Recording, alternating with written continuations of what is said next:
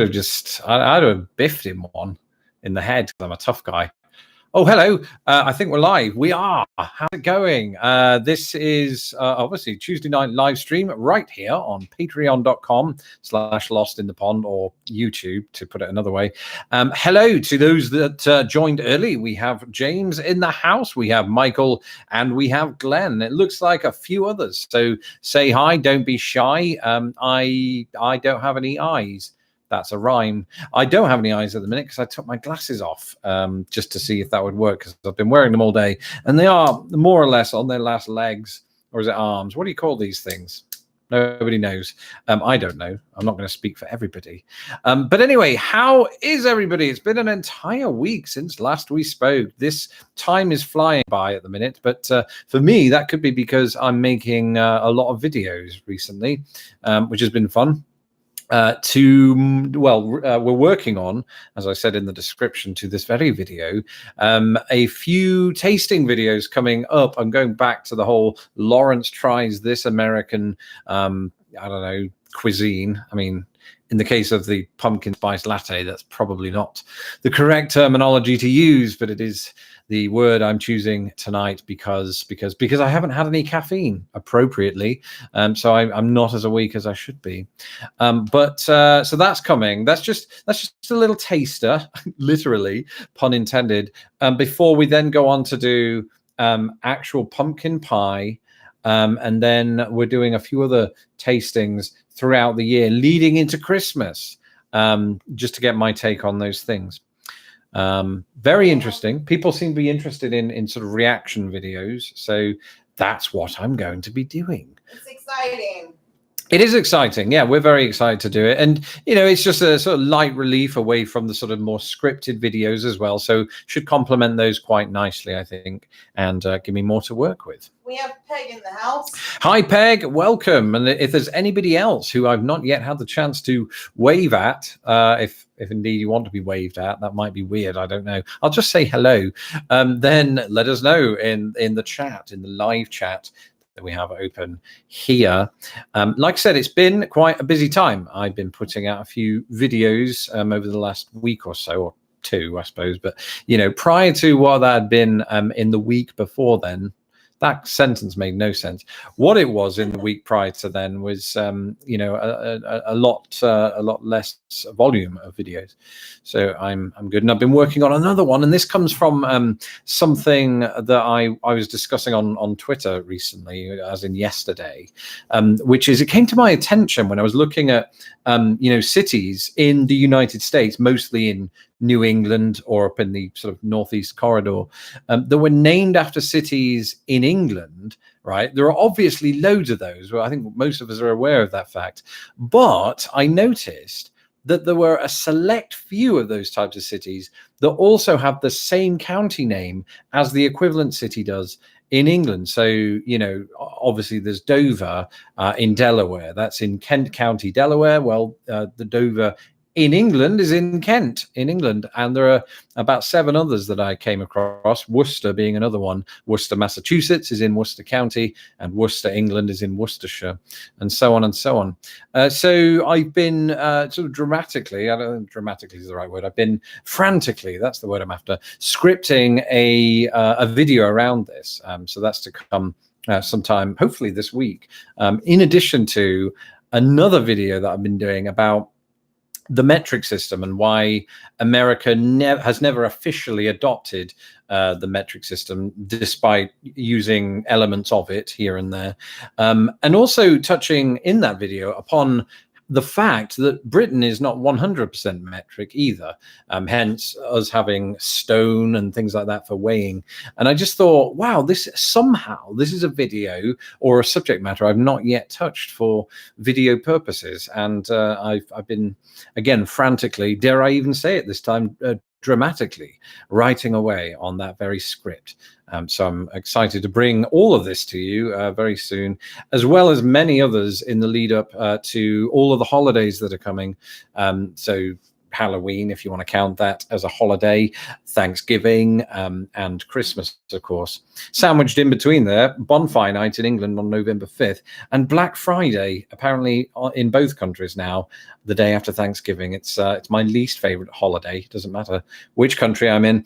Have I missed any questions, comments, concerns for my welfare? So first off, James makes the observation that we moved the couch. We did move the couch. Well, you moved the couch. Yes. I had no say in this, but I'm perfectly glad it happened because it's given us more space in this arena. Is this an arena? I think of stadiums when I think of arenas, but I can call this a stadium. The smallest stadium you've ever seen. But it's working for us in two ways. Firstly, the couch is now over there. You can hear the disembodied voice of Tara. She's actually on the couch as we speak, but it's in a nice sort of cozier location. And this now just gives us more room to work with, especially with Tara having her own channel, Old Fashioned AF, where she needs more space to be able to sew and things like that. It just made more sense for us while we're still in this apartment, and we will be probably until June or July. So we just thought, yeah, let's make as much space in here as we possibly can. So that is something we've been working on. Jan says good evening. Hi, Jan. Welcome to the live stream. And again, welcome to anybody who has not yet had the chance to say hi or is choosing not to. You don't have to. That, of course, is entirely up to you. And all are welcome as ever before. And Peg also says that she likes the topics for the new videos and that she looks forward to seeing them. And she wonders whether or not you've ever had pecan pie. Have I ever had pecan pie? I have had pecan pie, and I have to say it is definitely, without question, my favorite of all the American desserts. The South was onto something when it came up with that. I think the only thing that is still something over which I'm undecided is the pronunciation of it. I think I've been back and forth on this before, but I tend to go actually I think I tend to say pecan pie if I'm not thinking about it, and then pecan pie, and then pecan pie. I mean, there's so many options with that word. I'd be very interested to know what people on the line think today about that pronunciation, and also it'd be interesting to note where you are, which city, which sort of region of the US you are, because I would like to know if there are different regional pronunciations of pecan pie. There may be, actually. I do remember a while back there was a professor or some academic at a university here in the US. He did a linguistic study of certain words and their pronunciations here in the United States. And then he created a heat map of those pronunciations. In fact, it wasn't just pronunciations. It was varieties of words to describe the same thing. So soda, pop, tonic, if you're up in Massachusetts. It was things like that. And on the same map, he would just have a color-coded sort of heat indexes to tell you, which regions utilize the which word, and I think he included the pronunciation of pecan in there, if I'm not mistaken. I may be. It's been a while since I've looked at that. But Peg says pecan pie, and you're in SoCal, so yeah, that's interesting because I don't know. I mean, I think pecan. How do you say it, wife? I think growing up I said pecan. Yes. But more often than not now I say pecan or somewhere right in between. Do you? Because pecan sounds like where they would have urinated in the 19th century. Oh my goodness. I'm thinking of those, what they called. There's one in Back to the Future 3 when he goes into the bar and Buford Tannen gets it all over himself. That's a spit. It's a spittoon. That's different. Yeah. That's a different thing. Okay. Sorry about that. Well, either way, pecan is delicious. Pecan pie.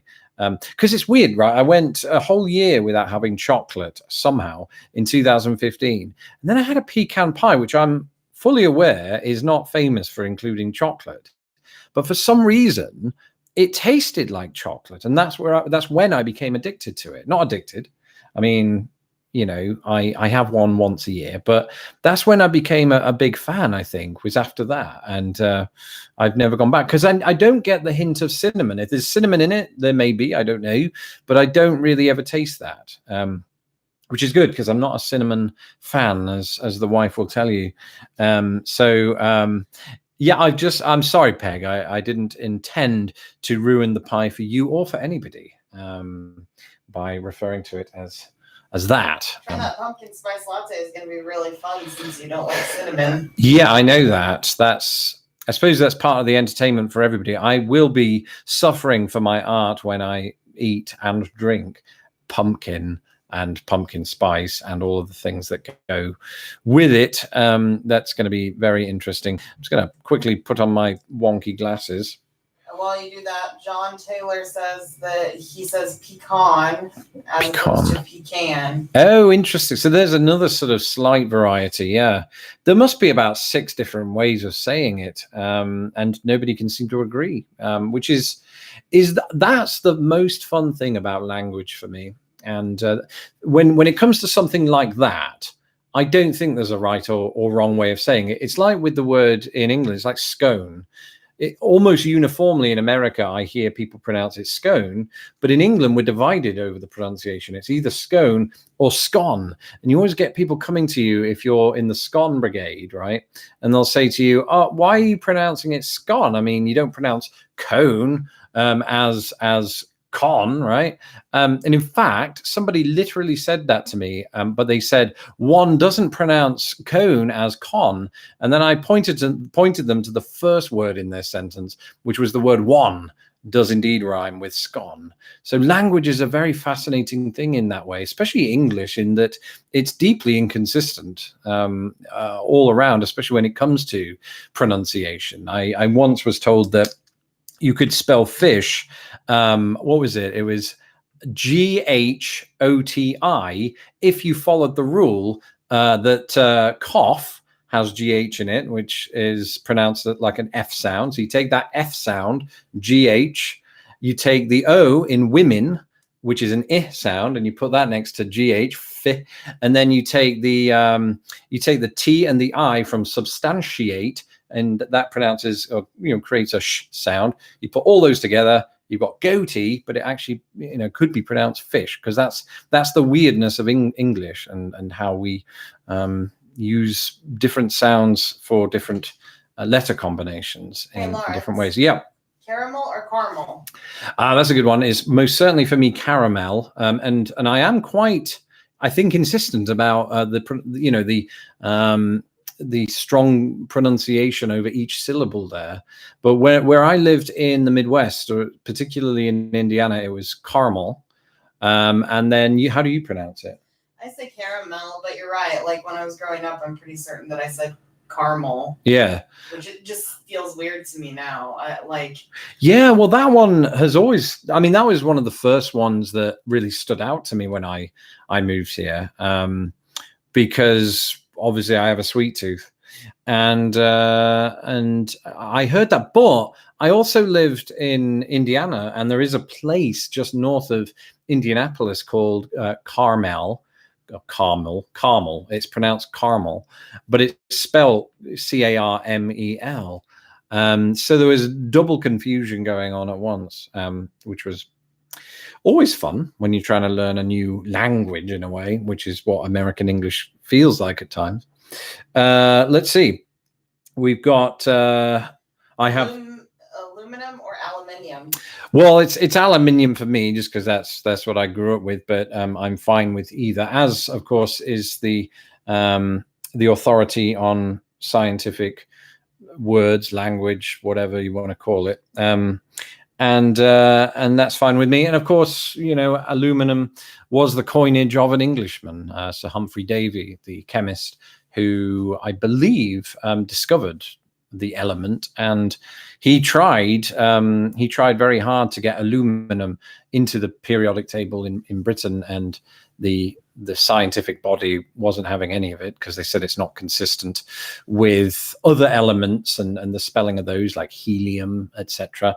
And so he was shot down. He even wanted an even shorter version, which I believe was alumium, and that didn't come to pass. But the belief is that it actually only took off in America because of a typo.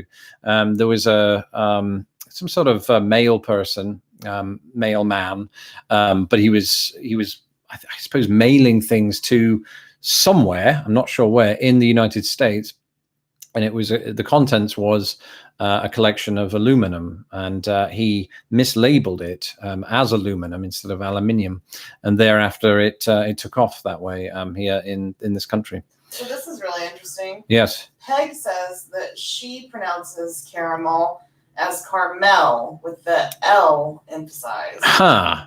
Caramel. Yeah, I mean, that's the other interesting thing, I suppose, when you're talking about, particularly when you're talking about British versus American pronunciation, is that sometimes, you know, there won't be a sort of change in the sounds necessarily, but just where the emphasis is placed. I mean, that happens routinely, it seems, across the board with American to British English. And yeah, I mean, is one of those things that's one must keep their ears peeled for if one is to understand those differences.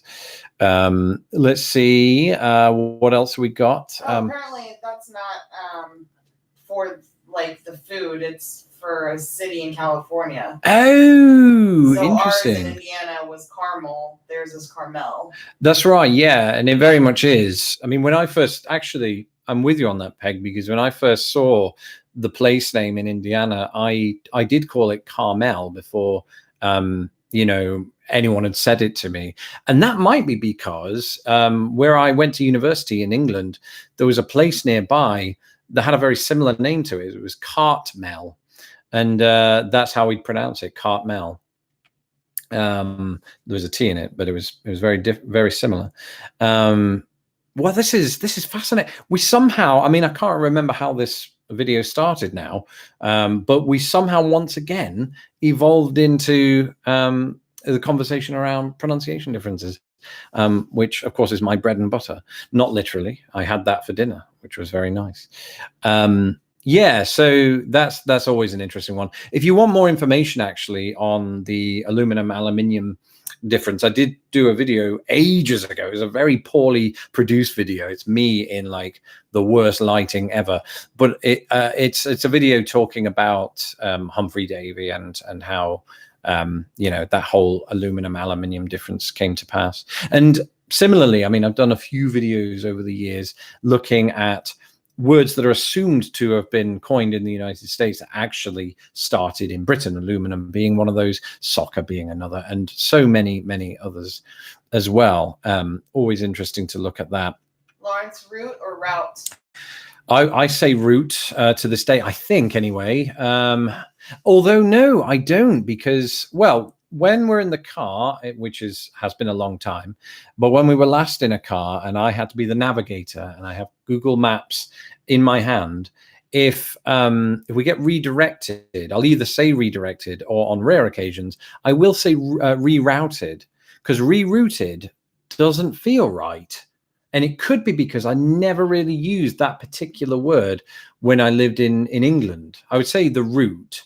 We'll take this route, but I wouldn't say rerouted. So I learned that in America. Well, John Taylor says that he says it route unless he's talking about like networking, you know, in IT. So then he'll say route.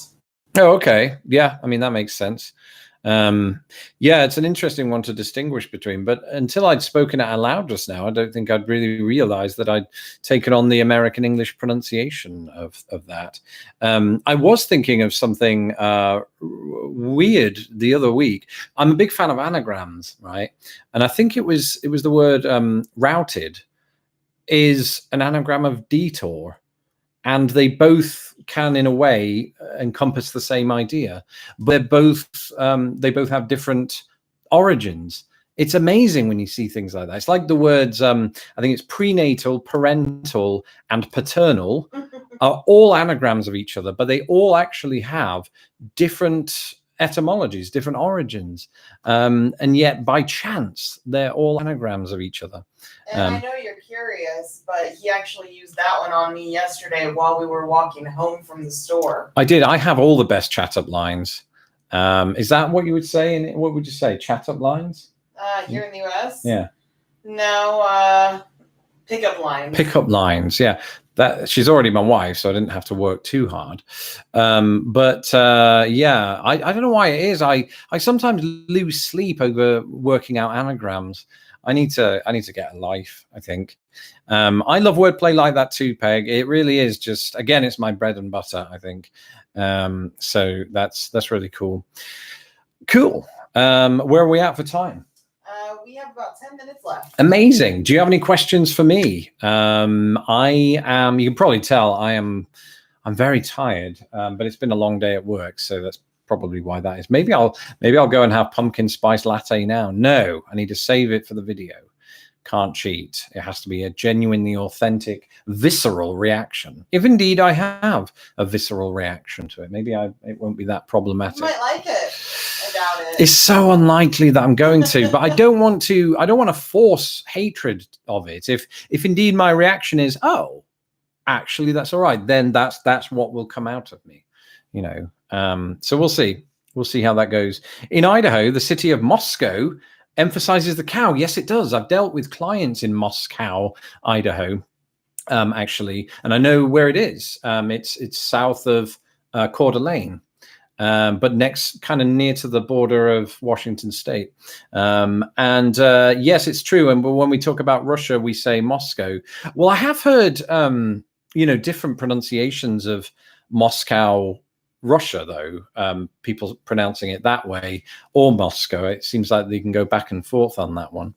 I tend to, when it comes to place names, though, I tend to accept that however the locals pronounce it is probably the correct way or the way to go. We've been having some good conversations today about the correct pronunciation, for example, of Worcestershire, since that came up earlier on. Why not mention it now? And a lot of people are surprised to find it's pronounced exactly as I did just there, with just the 3 syllables.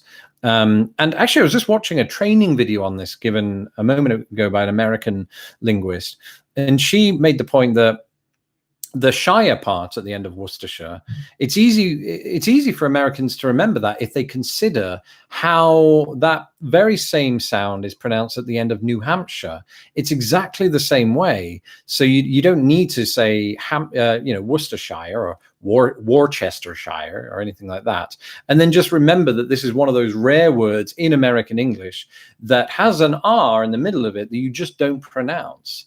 It's like there's some other examples of that. Well, there's alternate examples of that where you switch the idea and you've got words like kernel that doesn't have rhoticity in the middle of it, but you still pronounce an R when you say it.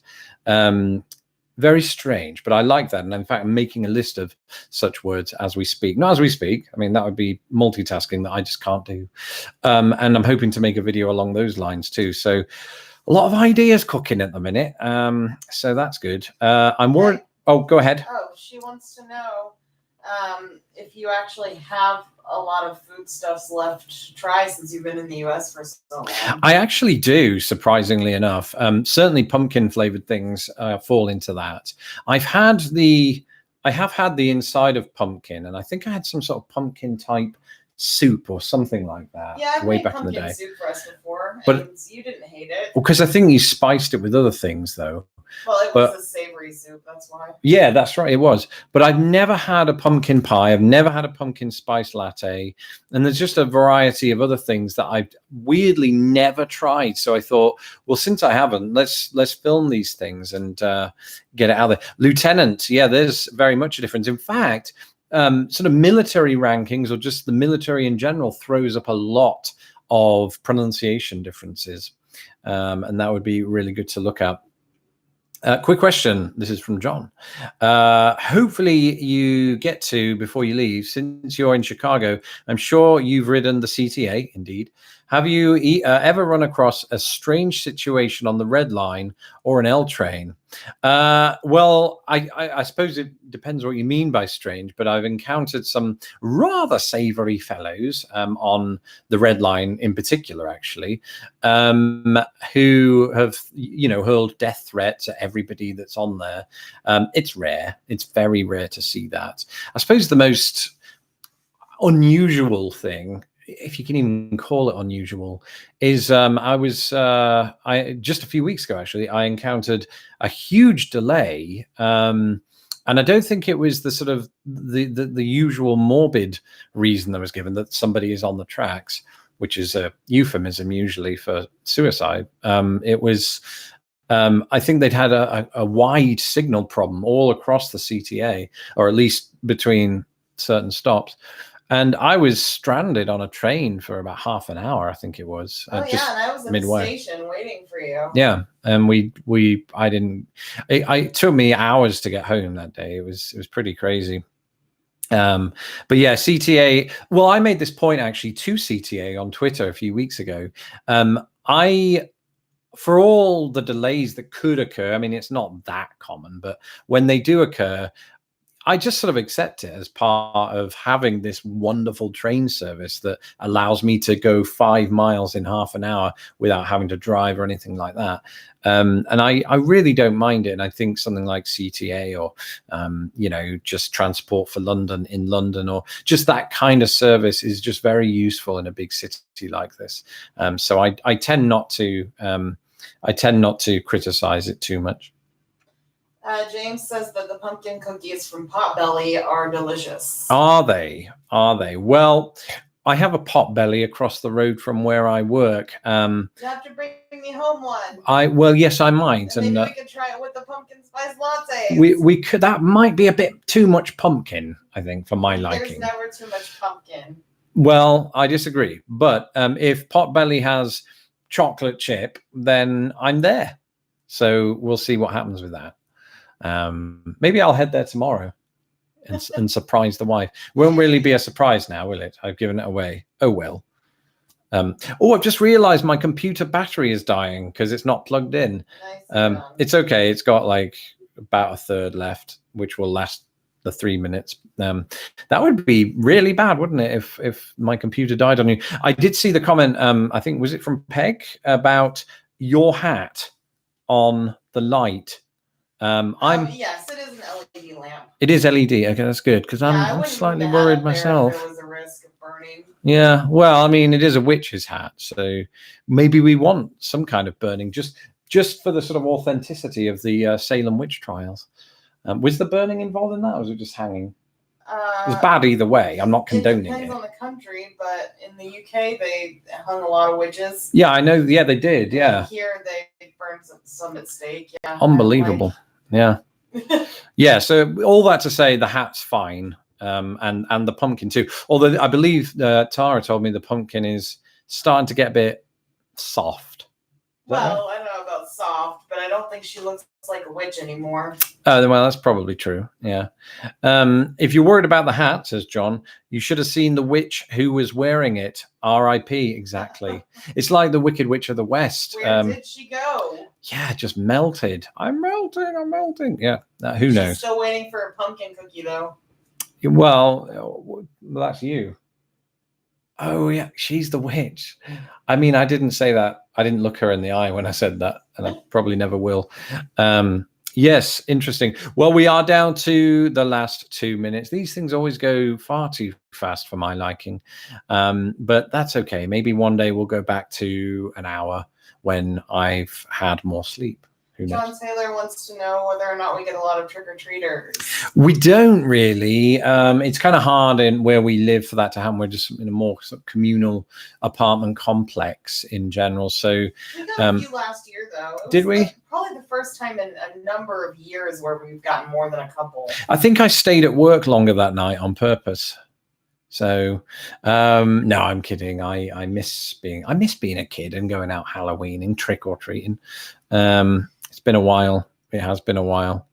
No, we don't get enough, I suppose, but we do see them out on the streets. Actually, that it is quite, because you hear this thing now about, because of people's fears and all of that, that the kids don't go trick or treating anymore and that. But we actually see a lot around where we live, which is good to see. I don't want people to live in fear. I think it's a world to be lived in, and we should embrace it. And John says we live in a rural area, so we never get any. We can understand that, because when we were in Anderson, it was kind of the same thing, as I recall. But that is that. Is Kafka a trick or a treat? Now that's the question of the day, isn't it? Thanks, James. I think it depends on the day. He is tricky some days, but he can be an absolute treat on others. I should mention, by the way, if you happen, by the way, to use Instagram, my cat is now on Instagram, because that's the kind of dad that I am. I let him do it. He's 10 years old now, right? So he's old enough to have his own Instagram account.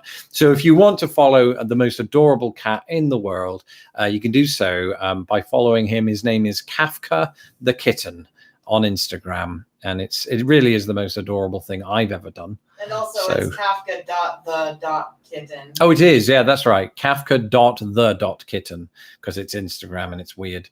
Okay, and I have time for one more. This comes from Jan.